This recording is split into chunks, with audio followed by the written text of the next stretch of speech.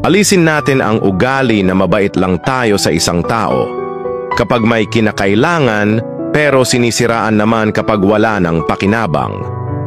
It's hard to accept that in today's world, some people are only kind when they need something from you. It feels so good when you sense that someone truly values you.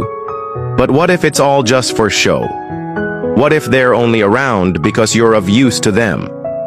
It's painful, but it's the truth. There are many like this. Pero mas masakit pa kapag pagkatapos mong magamit, ikaw pa ang sinisiraan. Kapag tapos na silang manghingi o mangailangan, bigla kang maging kasalanan sa mata nila. Ang masakit, yung mga taong tinulungan mo at minahal mo, sila pa ang unang magtatalikod at maglalabas ng masasakit na salita.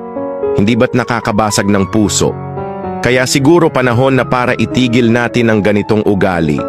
Maging totoo tayo, hindi dahil may makukuha tayo, kundi dahil karapat-dapat lang na igalang ang iba. Sa huli, ang tunay na kabutihan ay makikita sa mga gawa ng walang hinihintay na kapalit.